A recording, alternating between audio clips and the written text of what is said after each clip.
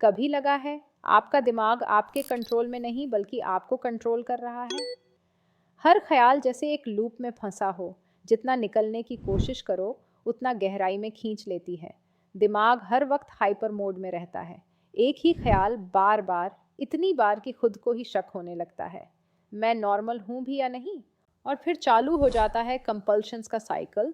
एक काम तब तक रिपीट करते रहते हैं जब तक दिल ना माने। पर दिल कब मानता है? कई बार तो लगता है, क्या मैं ही ऐसा हूँ? क्या ये कभी ठीक होगा? हर दिन एक ही लड़ाई, खुद से, अपने दिमाग से। पर सुनिए, अगर ओसीडी आपको 10 बार डराता है तो हम भी उसे 10 तरीके से हराएंगे, नेचुरल तरीके से, बिना दवा, बिना गिल्ट। हेलो एवरीवन, मेरा नाम डॉक्टर साइदा क्वादरी है और मैं एक यूएस बोर्ड सर्टिफाइड साइकियाट्रिस्ट हूँ। मैं पिछले 15 सालों से इस फील्ड में काम कर रही हूँ। अब चलिए बात करते हैं उन 10 चीज़ों की जो ओसीडी से नेचुरली लड़ने में आपकी मदद करेंगी, एकदम ग्राउंड लेवल से रियल लाइफ में काम आने वाली। 1. Lifestyle changes. ओसीडी को नेचुरली कंट्रोल करने के लिए ज़रूरी है कि आप अपनी डेली लाइफ में छोटे छोटे बदलाव लाएं। कुछ बेसिक हैबिट्स जो साइंटिफिकली हेल्पफुल मानी गई हैं, जैसे regular exercise, balanced diet, good sleep और कैफीन अल्कोहल से दूरी, जो मिलकर दिमाग को काम करते हैं और ऑब्सेसिव थॉट्स को धीरे धीरे कम करते हैं। 2. Natural coping strategies. OCD thoughts से छुटकारा पाना कोई जादू नहीं, लेकिन कुछ नेचुरल टेक्निक्स हैं जो दिमाग को काम करने में बेहद असरदार हैं। ये मेथड्स इंट्रूसिव थॉट्स को जेंटली रिलीज करने में मदद करते हैं। Journaling, breathing exercises, grounding techniques और क्रिएटिव हॉबीज़ जैसे नेचुरल टूल्स दिमाग को काम करते हैं और इंट्रूसिव थॉट्स को धीरे धीरे रिलीज करने में मदद करते हैं। 3. Cognitive behavioural therapy.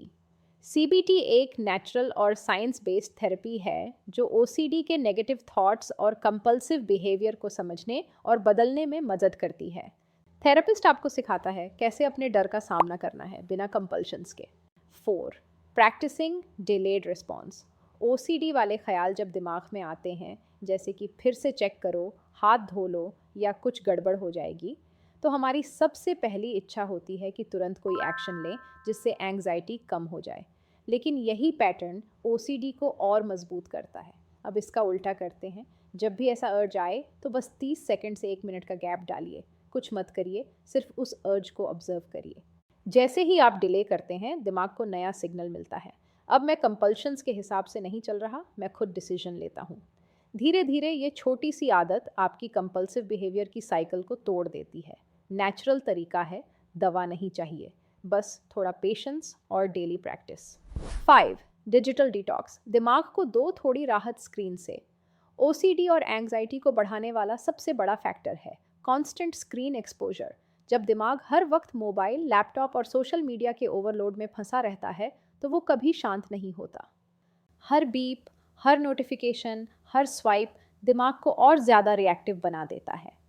इसलिए ज़रूरी है कि हर दिन कम से कम 1 से 2 घंटे का डिजिटल डिटॉक्स करें, मतलब बिना स्क्रीन के वक्त बिताएं। 6. Exposure and response prevention. OCD से उबरने की साइंटिफिकली प्रूवन और सबसे इफेक्टिव टेक्निक है ईआरपी। इसमें इंसान अपने डर का सामना करना सीखता है और उस डर से बचने के लिए जो कंपल्सिव हैबिट्स करता है उन्हें धीरे धीरे रोकता है।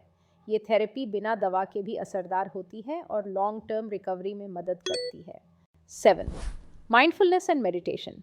ये एक नेचुरल और असरदार तरीका है जिससे आप अपने दिमाग को शांत करना, ओवरथिंकिंग को कंट्रोल करना और ऑब्सेसिव थॉट्स से दूरी बनाना सीखते हैं। रोज़ाना कुछ मिनट ध्यान लगाने या बस अपनी सांसों पर ध्यान देने से एंग्जाइटी घटती है और मन स्थिर रहता है। ओसीडी से निपटने के लिए ये एक बहुत ही प्रैक्टिकल और साइड इफ़ेक्ट फ्री अभ्यास है। 8. How to deal with OCD in daily life. OCD से निपटना सिर्फ थेरेपी या मेडिकेशन तक सीमित नहीं होता, आपकी रोज़मर्रा की आदतें भी इसमें बहुत बड़ा रोल निभाती हैं। एक अच्छा रूटीन बनाना, समय पर उठना, कामों को प्लान करना और छोटे छोटे टास्क पूरे करना, ये सब मिलकर आपके दिमाग को स्ट्रक्चर और स्टेबिलिटी देते हैं। जितना ज़्यादा आप अपने दिन को ऑर्गेनाइज करेंगे, उतना ही कम ओसीडी को जगह मिलेगी। 9. Seeking professional help. अगर ओसीडी के लक्षण लंबे समय से बने हुए हैं या खुद से काबू में नहीं आ रहे, तो प्रोफेशनल मदद लेना सबसे पहला और ज़रूरी कदम होता है। ये कोई नेचुरल रेमेडी नहीं है, लेकिन बाकी सभी नेचुरल या बिहेवियरल टेक्निक्स की शुरुआत यहीं से होती है। 10. Spiritual reflection. ओसीडी से जूझते हुए कभी कभी दिमाग को तर्क से नहीं, शांति से जवाब चाहिए होता है, और वो शांति मिलती है जब आप खुद से जुड़ते हैं। चाहे वो सुबह की एक सच्ची दुआ हो, रात का सुकून वाला सजदा, या सिर्फ 5 मिनट का शांत बैठना। जब आप हर वक्त दौड़ते दिमाग को पॉज देते हैं, तब कंपल्शंस अपनी पकड़ धीमी करने लगते हैं। ओसीडी कोई कमज़ोरी नहीं है, ये एक न्यूरोलॉजिकल ग्लिच है जो अक्सर ज़्यादा समझदार और ओवरली रिस्पॉन्सिबल लोगों को टारगेट करता है, और यही बात बताती है कि प्रॉब्लम आप नहीं हो, प्रॉब्लम का पैटर्न है, और पैटर्न बदला जा सकता है।